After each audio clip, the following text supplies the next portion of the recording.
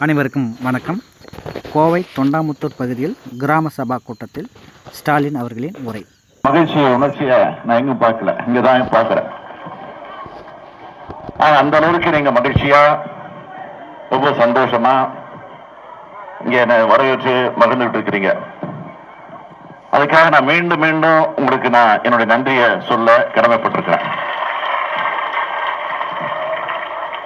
இது எதுக்காக இந்த கிராம சபை கூட்டம், இந்த மக்கள் கிராம சபை கூட்டம்னா, நியாயம் இந்த கிராம சபை கூட்டத்தை கூட நடத்தக்கூடாதுன்னு சொல்லி இப்ப இருக்கக்கூடிய அரசாங்கம் இன்னும் 4 மாசம் தான் அதுக்கு ஆயுள்.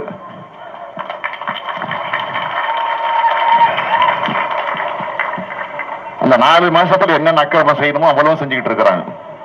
கொள்ளடிக்கிறது அது ஒரு பக்கம், 4 மாசத்துல என்னென்ன சுருட்டலாம், எவ்வளவு கொள்ளடிக்கலாம், எவ்வளவு ஊழல் பண்ணலாம் அப்படின்னு அது ஒரு பக்கத்தை நடத்திட்டு இருக்கிறாங்க. இந்த 4 மாசத்துல என்னென்ன அராஜகங்களை செய்யலாம், என்னென்ன அக்கிரமங்களை செய்யலாம், அது எதிர்கட்சியாக இருக்கக்கூடிய திமுக மீது என்ன பழி போடலாம், என்ன பொல்லாங்கு சொல்லலாம், பொய் சொல்லலாம், அவங்க மேல வழக்கு போடலாம், அவங்களை கைது செய்யலாம், சிறையில கொண்டு போடலாம், என்ன வழக்கு போட்டாலும் என்ன தண்டனை கொடுத்தாலும் அதெல்லாம் ஏற்றுக்கொள்ளக்கூடிய பக்குவத்தை பெற்றவர்கள் கலைஞருடைய தம்பிகள் நாங்க, கலைஞருடைய உடன்பிறப்புகள் நாங்க. நீங்க பாத்தீங்கன்னா தமிழ்நாட்டில் எந்த மாவட்டத்தில் கூட இவ்வளவு அராஜக அக்கிரமங்கள் கிடையாது. இருக்கு, எல்லா இடத்துலயும் இருக்கு. ஆனா அந்த கோவையில மட்டும் ஒரு பெரிய அராஜகமே நடந்துகிட்டு இருக்கு கோவை மாவட்டத்தில். அதுக்கு என்னன்னு உங்களுக்கு தெரியும், யாரு காரணம்னு உங்களுக்கு தெரியும். 4 மாசம் தான்.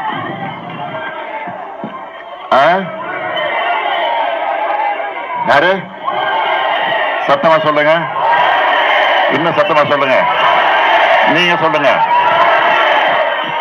ஊழல் பணி.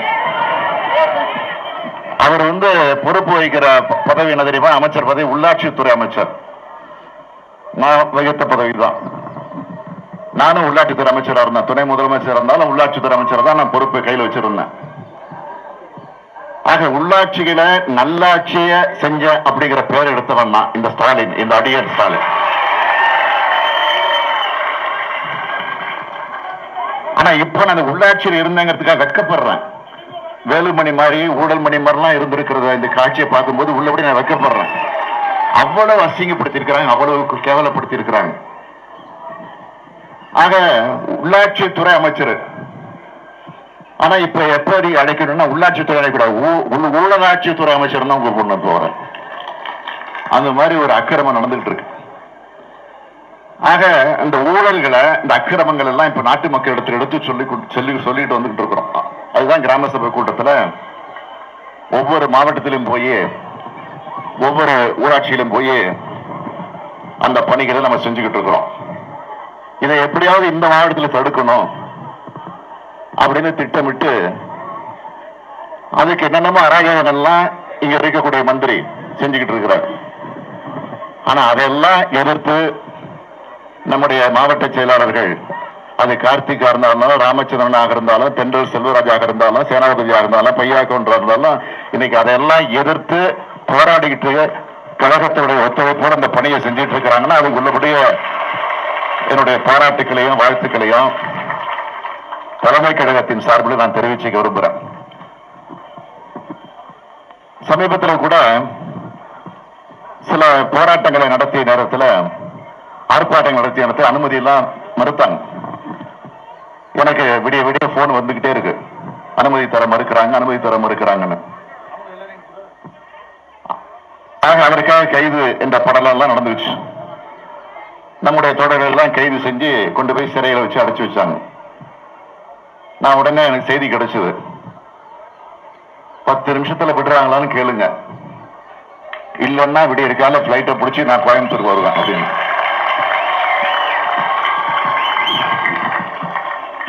ஆக நான் உங்களோட சேர்ந்து நானும் போராட வரேன். போன்ல பேசினா அது டேப் ஆகணும்னு எனக்கு தெரியும். போலீஸ் ஒற்றர்கள் டேப் எடுப்பாங்க. டேப் எடுத்து மேலிடத்துக்கு போயிடுச்சு. ஆக பேசின 10வது நிமிஷம் நம்ம தோழர்கள் எல்லாம் விடுதலை பண்ணி வெளில விட்டாங்க. அந்த பயம் வேணும், அந்த பயம் இருக்கணும். நான் எதுக்காக சொல்றேன்னா, அவ்வளவு அக்கிரமங்கள் நடந்துகிட்டு இருக்கு. அதுல குறிப்பா எல்லா மாவட்டத்தை விட எங்க அதிகமா அக்கிரமம், அநியாயம், ஊழல் நடந்துட்டு இருக்கு பாத்தீங்கன்னா இந்த கோவையில தான், இந்த கோவை மாவட்டத்தில் தான் அக்கிரமம் நடந்துட்டு. கவலைப்படாதீங்க, 4 மாசம் தான், 4 மாசத்துல அவங்க சாப்டர் க்ளோஸ்.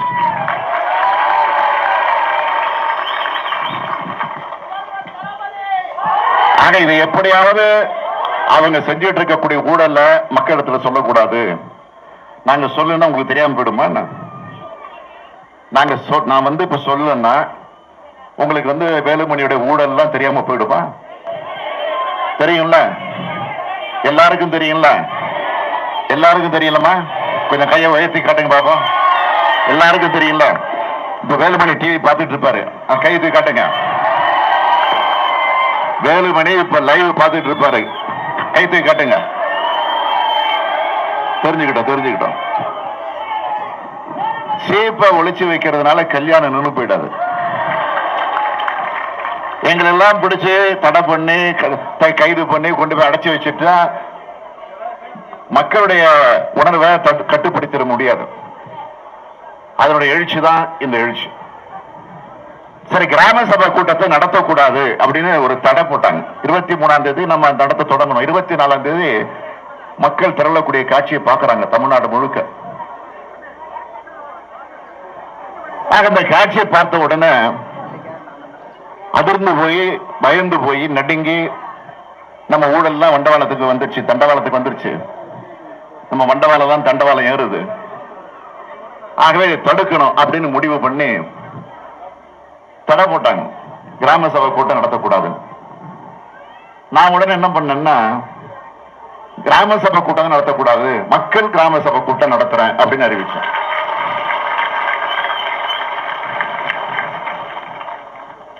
கிராம சபை கூட்டம் வந்து அரசு தான் நடத்தணும் அப்படின்னு உத்தரவு சொல்றாங்க. அந்த உத்தரவுல போட்டிருக்காங்க. அந்த மாதிரி உத்தரவு எல்லாம் கிடையாது. அரசு நடத்தணும், உள்ளாட்சித்துறை தான் நடத்தணும். வேலுமணி வச்சிருக்காரு அந்த உள்ளாட்சித்துறை, மன்னிக்கணும், ஊழலாட்சித்துறை, அந்த துறை தான் நடத்தணும்.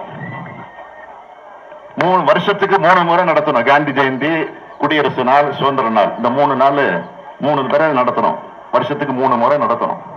எதுக்குன்னா, அங்க இருக்கக்கூடிய கிராம மக்களை கூட்டி ஊராட்சி தலைவர்களை உட்கார வச்சு அரசு அதிகாரிகள் வந்து உட்கார்ந்து கலெக்டர் அனுப்பிச்சு வைப்பாங்க. கலெக்டர் தான் உத்தரவு போடுவாங்க. குடிநீர் பிரச்சனை, சாலை வசதிகள், லைட்டு பிரச்சனை, ரோடு பிரச்சனை, பஸ் பிரச்சனை, ஸ்கூலு பிரச்சனை, ஹாஸ்பிட்டல் பிரச்சனை, பட்டா பிரச்சனை, ஓய்வூதிய பிரச்சனை, 100 நாள் வேலை உறுதி திட்டம் அந்த பிரச்சனை, இது போன்ற அடிப்படை பிரச்சனை, குளம், குட்டை, இப்படி பல பிரச்சனைகள் ஊர்ல இருக்கும். இதெல்லாம் அன்றாட சந்திக்கிற பிரச்சனைகள். ஆக அதை உடனே எது செய்யணும், அதுக்கு எவ்வளவு நிதி ஒதுக்கணும் அப்படின்லாம் யோசனை பண்ணி திட்டமிட்டு ஒரு தீர்மானம் போடுவாங்க. அதான் ஊராட்சி சபை கூட்டம், கிராம சபை கூட்டம். ஆனா இந்த ஆட்சியை பொறுப்பேற்றதற்கு பிறகு இதுவரைக்கும் ஒரு முறை கூட கிராம சபை கூட்டத்தை நடத்தல. ஆக நடத்தாத காரணத்தினால்தான் நம்ம பார்லிமெண்ட் எலெக்ஷன் அப்போ திமுக சார்பில் ஊராட்சி சபை கூட்டத்தை நடத்தணும். பெரிய வெற்றி கிடைச்சது நமக்கு. இது வரைக்கும் தமிழ்நாட்டில் இல்ல, உலகத்திலேயே யாரும் அப்படி ஒரு ஊராட்சி சபை கூட்டத்தை நடத்தியிருக்க முடியாது. கிராமம் கிராமமா போய் தமிழ்நாட்டில் அத்தனை கிராம ஊராட்சிகளுக்கும் போய் கிராம சபை கூட்டத்தை, ஊராட்சி சபை கூட்டத்தை நடத்தின ஒரே கட்சி நம்முடைய திராவிட முன்னேற்ற கழகம் ஒன்றுதான்.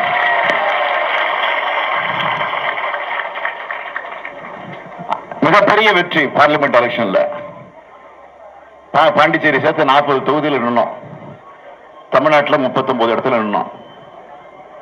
ஆனா பாண்டிச்சேரி சேர்த்து 40 சேர்த்து பாத்தீங்கன்னா ஒரே ஒரு இடம் தான், தேனி தொகுதியில வெற்றி வாய்ப்பு நமக்கு கிடைக்கல. 39 இடங்கள்ல வெற்றி பெற்றோம். இன்னைக்கு பார்லிமெண்ட்ல பாத்தீங்கன்னா 3வது இடத்துல உட்கார்ந்து இருக்கிறோம். DMK தான் 3rd பொசிஷன்ல இருக்கு. அவ்வளவு ஒரு வெற்றியை நீங்க எல்லாம் தந்தீங்க. அதுக்கு கிராம சபை கூட்டம் பயன்பட்டுச்சு. அதே மாதிரி உள்ளாட்சி தேர்தலையும் அது நமக்கு பயன்பட்டுச்சு.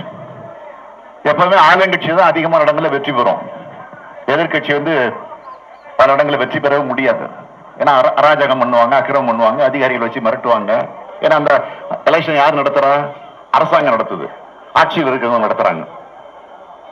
அதனால அவங்க கட்டுப்பாட்டில் இருக்குது. அதனால என்ன, தேர்தல் கமிஷன் பேருக்கு தான் இருக்கும். அதனால அக்கிரமம் பண்ணி அநியாயம் பண்ணி ஜெயிச்சவங்களை தோத்ததா அறிவிச்சாங்க, தோத்ததை ஜெயிச்சதா அறிவிச்சாங்க. இப்படி எல்லாம் அக்கிரமம் எல்லாம் நடந்துச்சு. அதையும் மீறி எதிர்கட்சியாக இருக்கக்கூடிய திமுக கிட்டத்தட்ட 75% நாம தான் வெற்றி பெற்றோம் உள்ளாட்சி தேர்தலையும். அதுக்கு காரணம் நீங்க தான். நீங்கன்னா ஊராட்சி சபை கூட்டத்தை நடத்தணும், உங்களை சந்திச்சோம், உங்க குறைகளை சொன்னீங்க, அதெல்லாம் நாங்க செஞ்சு தரணும் உறுதி கொடுத்தோம். அதை நம்பி நீங்க ஆதரவு கொடுத்தீங்க, பெரிய வெற்றி பெற்றோம். இன்னைக்கு நம்ம நடத்திக்கிட்டு இருக்கிறோம் இந்த ஊராட்சி சபை கூட்டத்தை. இதுக்கு போட்டியா நாளைக்கு ஆளுங்கட்சி சார்பில் ஒரு கூட்டம் நடக்க போதும். விளம்பரம் பார்த்தேன், நடிகையை கூட்ட போறாங்களா, ஒரு நடிகை கூட்ட வந்து பேசட்டும், வேண்டாம்னு சொல்ல. அதெல்லாம் ஜனநாயகத்தில் யாருக்கு வேணாலும் பேசலாம், பிரச்சாரம் நடத்தலாம். ஆனா போட்டி, ஒரு அமைச்சர், பால்வளத்துறை அமைச்சர், ரொம்ப அழகா இருப்பாரு. ஆனா பால் போடுற வடிவம் முகம், அந்த துறை வச்சிருக்காரு பாருங்க. ஊழலுக்கு தகுந்த மாதிரி உள்ளாட்சித்துறை அமைச்சர் இருக்காரு பாருங்க, பாலுக்கு தகுந்த மாதிரி அவரு உருவம் இருக்கும். ராஜேந்திர பாலாஜி வரார், மாண்புமிகு ராஜேந்திர பாலாஜி வரார். நான் கூட வர வழியெல்லாம் பார்த்தேன். கோயம்புத்தூர்ல இருந்து கிளம்பி இந்த கிராமத்துக்கு வர வழி, இந்த ஊராட்சிக்கு வர வழியெல்லாம் பார்த்தேன். நம்ம வர வச்சு பலூன் எல்லாம் கட்டியிருந்தாங்க அங்கங்க. இந்த பலூனை பார்த்தோன்னே ராஜேந்திர பாலாஜி நினைப்பு வந்துருச்சு எனக்கு. நான் நம்ம தோழர்கள் சொன்ன இதெல்லாம் உடனே கைட்டி வச்சிருக்கு. நாளைக்கு மந்திரி வராரு, ஒவ்வொரு பலூன் போய் உடைச்சு பார்ப்பாரு, பலூன் உடைப்பாரு அவரு. பாத்தீங்களா இல்லையா வாட்ஸ்அப்ல? ஒரு மந்திரி திறப்பு விழாக்கு போறாரு, கலெக்டர் பக்கத்துல இருக்காரு, குத்துவிளக்கு ஏத்தணும் உள்ள போய். அடிக்கல் நாட்டு விழாவா திறப்பு விழாவா என்னன்னு தெரியல, அது ஒரு நிகழ்ச்சி.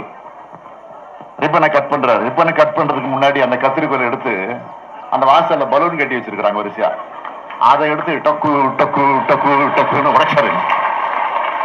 எவ்வளவு கேவலம் பாருங்க. ஒரு மந்திரி, அவர் வர பலூன் மந்திரி நாளைக்கு வராரு. யாரும் நம்ம தோழெல்லாம் சொல்லிச்ச பலூன்லாம் உடனே கழிச்சிடுங்க நைட்டோட நைட்டா, ஏன்னா எல்லாத்தையும் உடைச்சு போட்டு போயிட்டு போறாரு. எதுக்காக சொல்றேன்னா, வந்து நாளைக்கு ஒரு பெரிய கூட்டத்தை நடத்த போறாங்க, கவுண்டர் கூட்டமா நடத்துங்க, வேண்டாம்னு சொல்லல. நான் கேட்கிற கேள்விக்கு பதில் சொல்றத விட நீங்க மக்கள் கேட்கிற கேள்விக்கு முதல்ல பதில் சொல்லக்கூடிய தெளிவு, துணிவு, தெம்பு, ஆற்றல், அறிவு, யோகி உங்களுக்கு இருக்கா? நான் கேட்கிறேன்.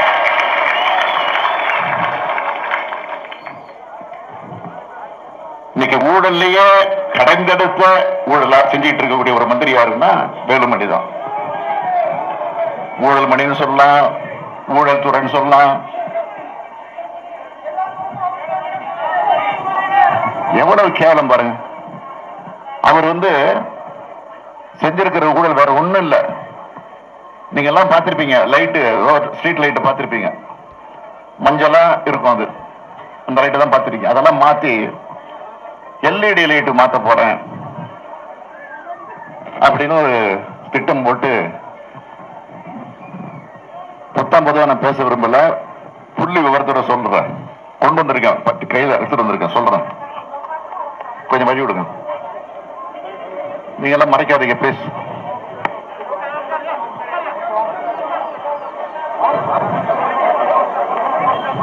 ஏன் பின்னாடி நிக்கிறாங்க எல்லாரும்?